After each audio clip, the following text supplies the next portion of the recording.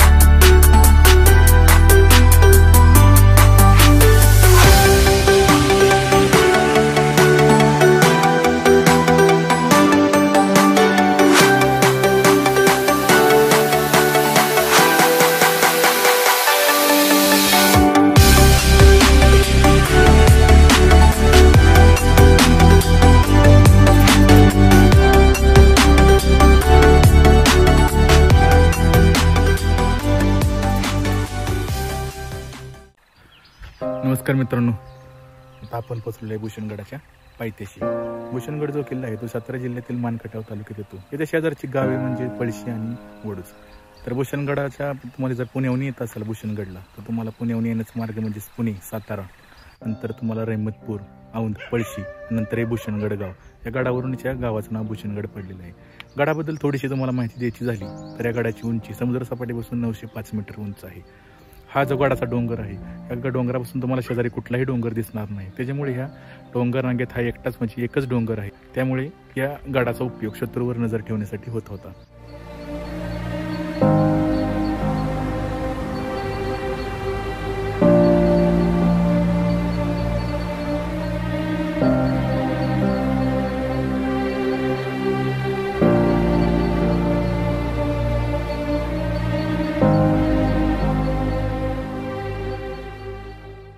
नमस्कार मित्रांनो, आपण आलेलो आहे गडाच्या मध्यभागी। आपण ह्या पायरी मार्गाने आपण आलेलो आहे। हा संपूर्ण पायरी मार्ग हा गावकऱ्यांनी त्याच्या स्वखर्चातून बनवलेला आहे। वरती हरनाई मातेचं मंदिर आहे।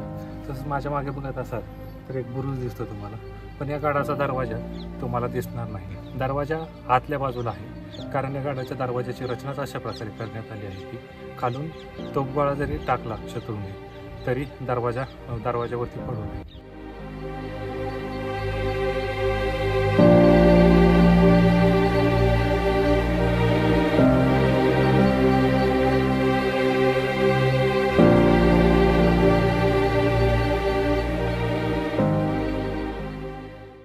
नमस्कार मित्रांनो, गडाच्या इतिहासाबद्दल सांगायचं झालं तर सातारा गॅजेटरीप्रमाणे देवगिरीचा राजा सम्राट सिंगल दुसरा 1210 ते 1247 या कालखंडामध्ये गडाची निर्मिती केली असा उल्लेख आढळतो।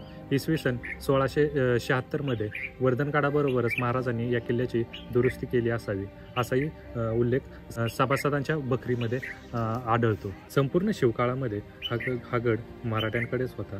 नंतर हा गड मोगलायांकडे गेला। त्याच्यानंतर औरंगजेबाने या किल्ल्याचे नाव इस्लाम तारा असे ठेवले गेले होते। औरंगजेबानंतर हा पेशव्यांनी गड आपल्या ताब्यात घेतला। हा त्यांच्या प्रतिनिधींकडे गड होता। 1805 मध्ये रहमतपूरचे फत्तेसिंग माने यांनी हा गडावरती हल्ला केला आणि गड काबीज केला। तर मित्रांनो, इसवी सन 1848 मध्ये हा गड इंग्रजांनी सातारा काबीज करत हा गड सुद्धा काबीज केला होता। असा हा किल्ल्याचा इतिहास होता।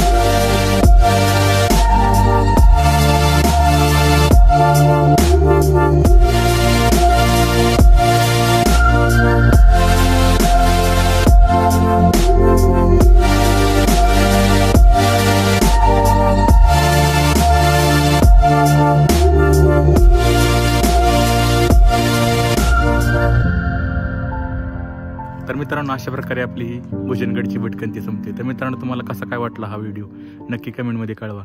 आणि जर व्हिडिओ आवडला असेल तर आपल्या व्हिडिओला लाईक करा, आपल्या चॅनलला सबस्क्राईब करा आणि आपल्या मित्रांबरोबर शेअर करा. तर भेटूया अजून एका गडावर अशीच भटकंती करताना पुढच्या व्हिडिओमध्ये. तोपर्यंत बाय बाय.